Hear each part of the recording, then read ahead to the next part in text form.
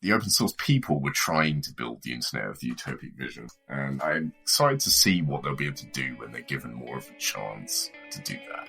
Hey everybody, Tanner here with WAGMI Ventures. On today's episode, we have Max Howell, founder and CEO of T.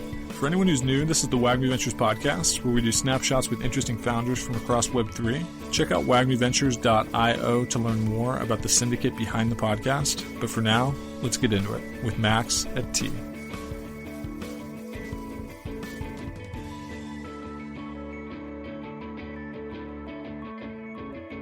Okay, hey everybody, I'm here today with Max Howell, founder and CEO of T. Max, how are you doing today? I'm doing great, thanks. Great. Thank you so much for coming on the show. I know we got a ton to talk about, and I'm really excited for this conversation. So maybe just to kick us off, you've done a ton of really interesting stuff. I'd love to just hear a little bit more of your story and really like what brought you to building T. Sure. So when I was a teenager, I didn't really know what I was going to do with my life and had a bit of a sci-fi fetish. So figured go into science, and for no reason I understood, chose chemistry. And after getting the degree, I spent a year in industry before I realized, like, I begrudgingly had to admit to myself that actually chemistry is really boring. And I was going to spend the rest of my life completely bored with what I was doing, making no progress. It was like the lack of progress. Like, nobody seemed to care about actually doing anything. So I found this depressed funk. And I'd always been a bit of a programmer. Like, my dad taught me a little bit when I was 6 and all things, very young. And it had always been this hobby that I enjoyed, but never considered seriously. You know, like, this was 2003-ish, and like, it wasn't really a serious career even then. So I installed Linux and found open source and discovered like what people were building there. And I managed to get myself into the Web 2 industry just by the nature of the open source that I was building. And at my first company, I was working on a bunch of native apps for phones and desktops, and the tooling sucked. So I created this thing called Homebrew, which is nowadays like this phenomenally, like almost too successful piece of software. It's gone to the point where it's like fundamental infrastructure that is a little bit dated and stagnant. This was 2009-ish. But at the time, it was just something I needed and I built, and it turned out I really tapped into what everybody at the time was looking for. There was a bunch of reasons it took off, but it took off like exponentially. And over the next few years, I put thousands of hours into the maintenance of it. I quit jobs and worked for free, and then found contracts and alternated in this pattern of working really hard and then finding some money and still doing a lot of time on Homebrew. Like nowadays, you know, there's 50, 60 million users easily, and far more if you include like automation that is using it. Like, it's the bottom part of, and so many stacks. It's just astonishing. Like, it blows me away really, like meeting people and like everybody who is involved in dev of any kind, like uses Homebrew. Unless they're die-hard Linux people, like, cause it is for Mac, right? But Mac became like the dominant platform for dev. So, you know, I started working on it in 2015 or so because I burned out. And, you know, in the last 10, 15 years, open source when it came into its own, it really did. And those of us who have made the instrumental pieces of it, you know, initially it was stuff that we didn't mind just hacking on in our spare time for free because everyone was doing that. And it just felt like we were all building the internet together. And then, you know, Web 2 made huge fortunes for like certain companies and individuals. And over the last 10, 15 years, all those fortunes owe something to open source. And it's become more and more the case for like enterprises. You know, there's no way that their stack isn't predominantly open source under there. And most software, like the vast majority of software, like every app on your phone, like most of it is open source. And there is no real compensation. Like, people have been trying to fix that problem for years. And I was, a couple of years ago, once again, working on a bunch of open source. And that's what I like to do, you know, that those of us who build these things, we don't really want to work for these crappy companies. I don't want to work for Facebook and tweak their ad algorithm and make sure that people like misinformation. You know, I want to be working on stuff that matters. And it's just depressing any other way. And so I was like in between again. I was like, can I freaking figure out how to make it so open source is a choice that people can make for a career, that they're not making compromises. And, I smoked some pot and I came up with the idea for tea. Like, it gets your mind working, it really does. And so tea is, in a way, a kind of successor to brew, like taking the same ideas, but acknowledging the fact that brew understands the entire open source ecosystem, like from the base all the way up. All the NPM libraries, like at the end of the day, that if you follow that tree all the way down, you end up with the kind of software that brew packages and provides to people. And this open source ecosystem is like incredibly complex. So that's part of the reason I think that nobody's successfully figured out any kind of funding mechanism before. But by putting this information on chain and like building a series of smart contracts, we have like what we think is like a really innovative way to make open source remunerated, like bring that equity that is like been lacking from the people who have deservedly like a lot of credit for what they do, but never had a good chance at actually working on these things full time. So yeah, that's the background of tea. Love it. Yeah.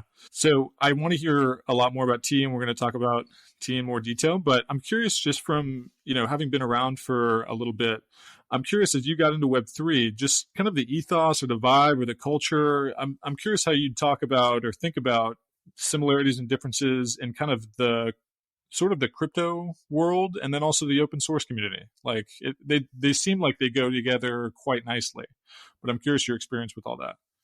Yeah, like I wasn't really into Web3 or crypto before the idea for tea came to me. I have to admit that I was behind. I was very interested in the tech. I merged like a bunch of chain-related tools and utilities, including Bitcoin Core, into Homebrew back in the day.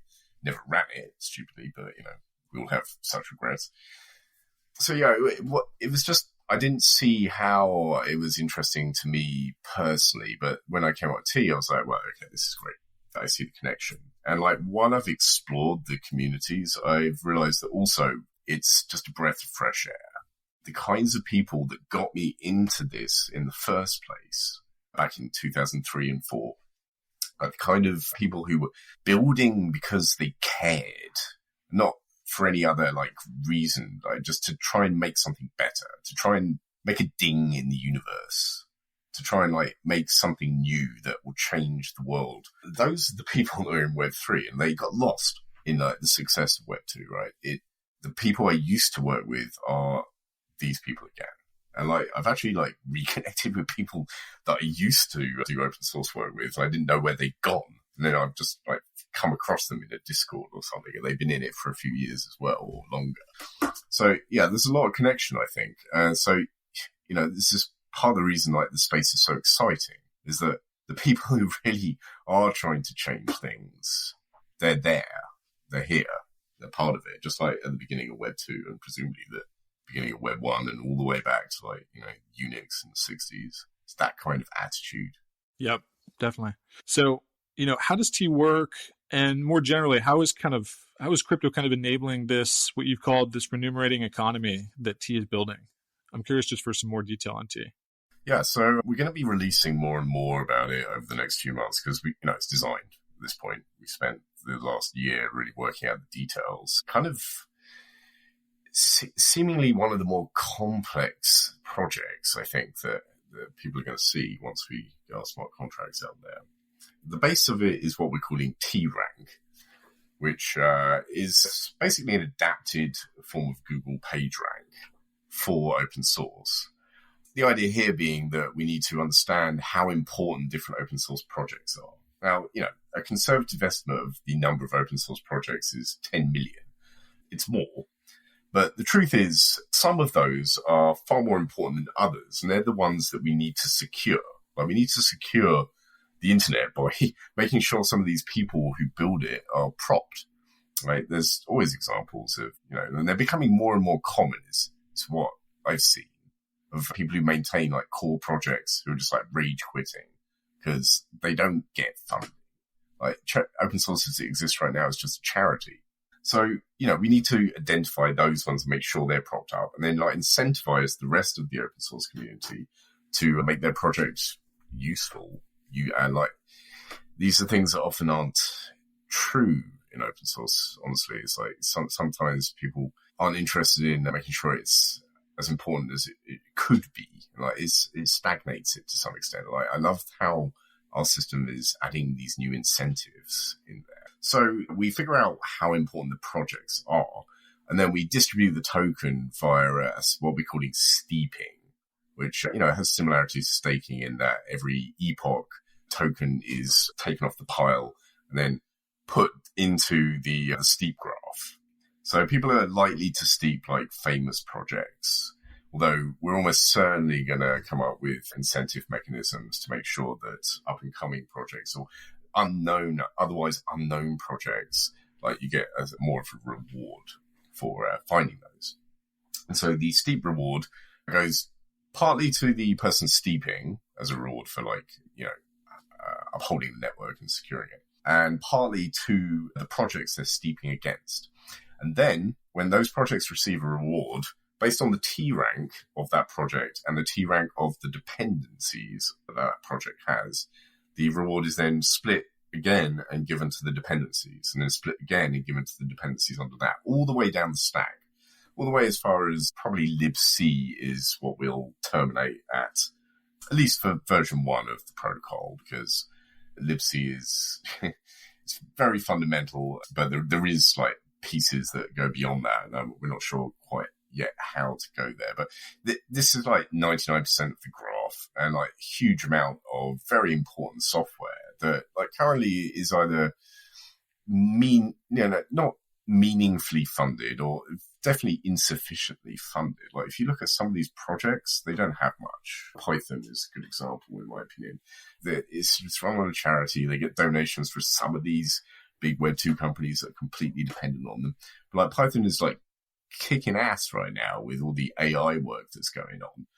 And imagine how much further ahead it could be getting if they actually had as the Python DAO on the T protocol had all this token out there available to them in order to distribute in ways that actually incentivize the right people to shape the future of Python.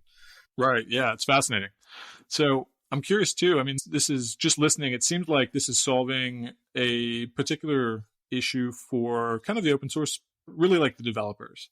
And I'm curious, it's reminding me, there's other conversations, because you mentioned kind of a Python DAO. You mentioned, there's all kinds of contributors that aren't probably in any fair world appropriately compensated, right? DAO contributors, et cetera. Is there any conversation about down the road, potentially that being part of sort of the focus or the mandate of what T is building? Or is that just kind of not really the focus? Well, it is very much a focus, really. We're going to be somewhat hands-off with it. So, a wallet will be registered against the project. And the way we're going to do that is we have what we're calling the T constitution that you'll commit into the repository. In that constitution, it provides a wallet and it signs against it so we can prove the connection. And that wallet could represent a DAO, and we think it should. And so we're going to strongly encourage that. And we're going to provide several templates for what we think will at least kickstart what people can do on top of the T protocol. But I'm looking forward to seeing people invent entirely new things. But, we'll suggest one, which is okay, just distribute the token to this multisig and we'll deal with it after that, as in they will. Or distribute it into a DAO properly with a treasury, and that can be set aside. Or distribute it using a smart contract so that people who submit pull requests can actually apply for pieces of token to take off from the project. So you're actually incentivizing bug fixes and contribution, any kind of contribution. There is all sorts of other contribution, like you say, people who do translations, design, UX, things like these usually are very minorly done with open source.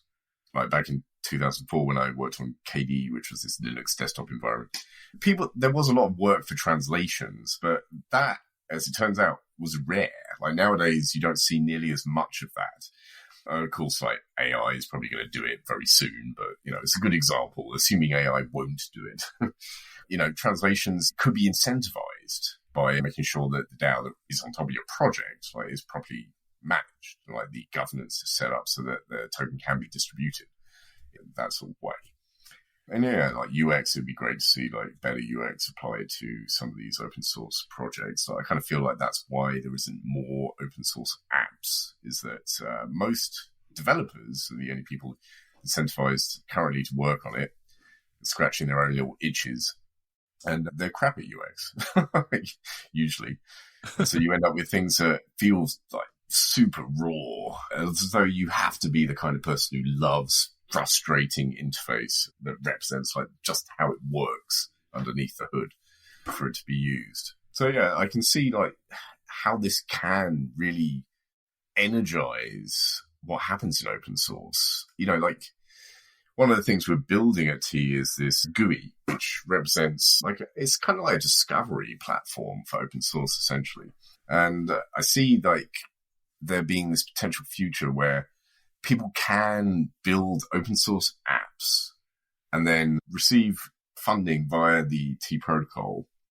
And then the platform where people discover them is the T GUI, where we're giving people it's like an app store, but for all these open source apps that are surprisingly capable, they deserve to be seen by a completely new audience.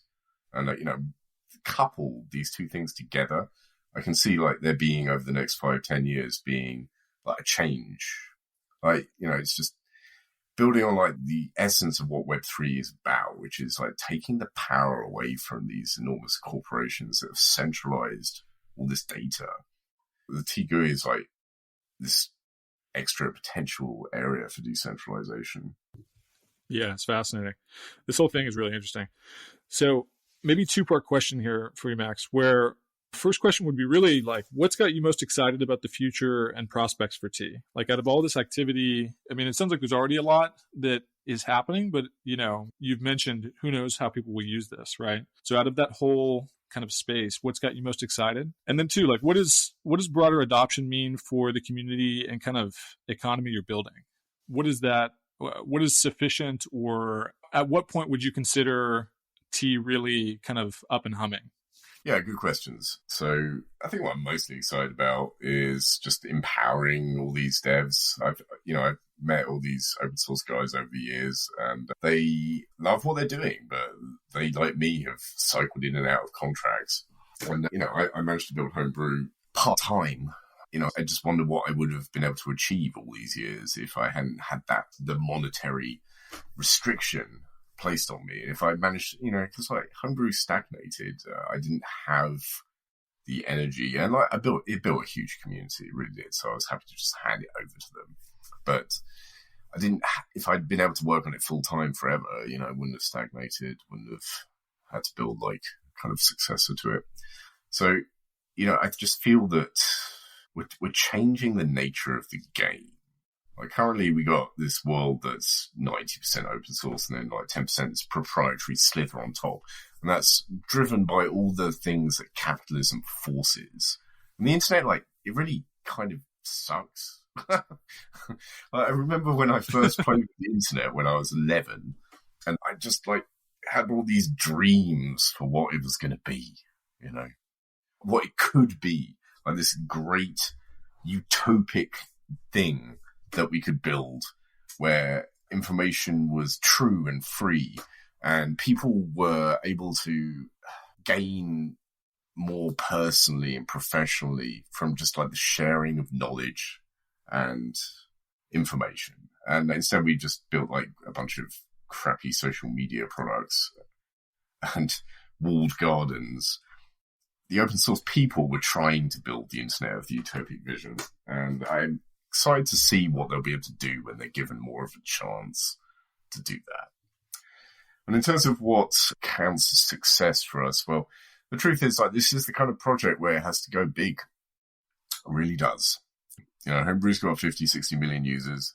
It's part of the reason that, we built it on the back of the idea of building a new kind of package manager was to try and grab a bunch of those users and drag them kicking and screaming from Web 2 into Web 3.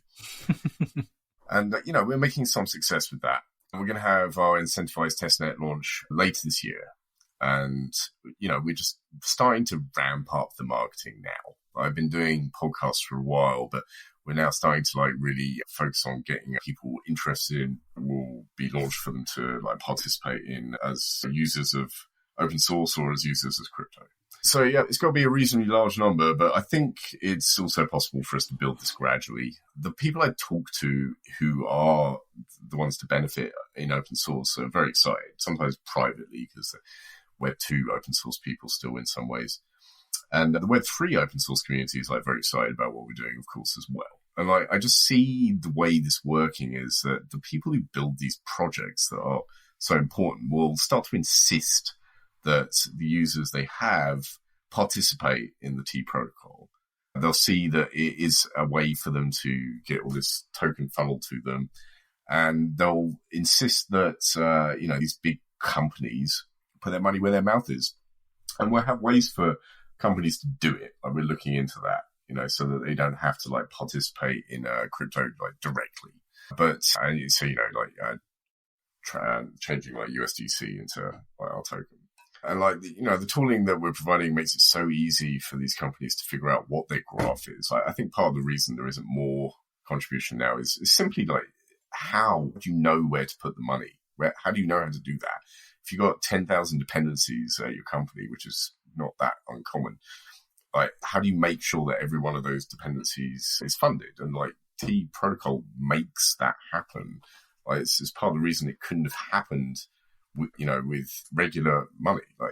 It's just not something that it's built for. You need that system of smart contracts, and you need we have several oracles that will be running in order to make that work. So yeah, the numbers need to be large, but I think we can build to it gradually using smaller projects to build up to that, and having that network viral effect, word of mouth. When you got the things you depend on saying that, look, you need to use the system and it's easier than anything that's existed before and it works, I think that will have a lot of impact. Yeah, that makes sense. Love it. So maybe a couple last questions here for you, Max. First one, what advice, maybe your most generalizable advice for founders building in the crypto space, blockchain space, and maybe even too, what would you kind of want to impart to yourself at the start of your sort of Web3 journey? I know you said you were kind of a little reluctant at first, or you didn't exactly see how it was important for your work or life. But if you could go back, what would you tell yourself, kind of knowing what you know now, having done what you've done now in the space? Yeah, so advice for new Web3 founders is definitely find some real world utility. There's enough DeFi projects, there's enough T projects, and the height of this bear market, the funding is dried up. One thing that I've certainly found, or at least been told many times, is that because our project has something that people can actually see the point of outside of just crypto, that made a big difference to them putting their money into this project, or just their support, And it certainly helps with getting those Web 2 people on board who are still skeptical about it. If crypto and Web 3 is going to succeed, then we need the normies to want to participate. And, when I tell normies about our project, I drop the crypto bit halfway through, and they're already starting to see why the crypto part makes sense and why it's necessary. And so many times I've been told this is the first crypto project they've heard of that makes sense. And by that, they just mean they understand why crypto is necessary, and they understand how it can make an impact and do something proper and useful. I don't mean to say proper, but that's how they feel about it. And the second question was, yeah, just what would you want to give? What kind of advice would you give yourself if you could kind of go back in time and kind of prepare yourself for being a founder in this space? It's been a whirlwind 2 years of learning about new technologies for sure. I don't know what else to say apart from being more prepared. If only I'd known more about economics, if only I'd understood more about finance. I've always dismissed those things because I'm more interested in the build. But what I've discovered is that they're fascinating. Game theory especially, that part of it all, but it all comes together, right? Tokenomics is just kind of beautiful in terms of understanding different incentives and how they lead towards something which is a greater good. It's fascinating. So yeah, I wish I could have known more about that. Yeah. Certainly, I guess 2 years ago, Max, I could have given him some better Googles on understanding those sort of aspects for sure. Yeah, super helpful. Okay, Max, last question. What's your team working on right now, and what's the best way for people to follow along on the journey? Yeah, so we're 90% on protocol right now. Design's finished. We're building out the smart contracts, planning for the incentivized testnet launch. But we also have at our GitHub the package manager, and as I was talking about, the GUI, which I still actively work on, and building out a community there. It's a key part of what we will be using. All of it will work together. The easiest way to onboard with our protocol. And in general, it's a great tool for Web3 builders. It's nice. I'm really pleased with it. So yeah, if you want to check them out, our website's t.xyz, and the GitHub is github.com/txyz. And in general, we're TXYZ everywhere. Love it. Max, thank you so much for the time. This is a fascinating project, and it's been awesome getting to learn more about it. So I'm excited to follow all the progress coming up. And thanks again for coming on the show. Thanks very much. All right. Bye-bye.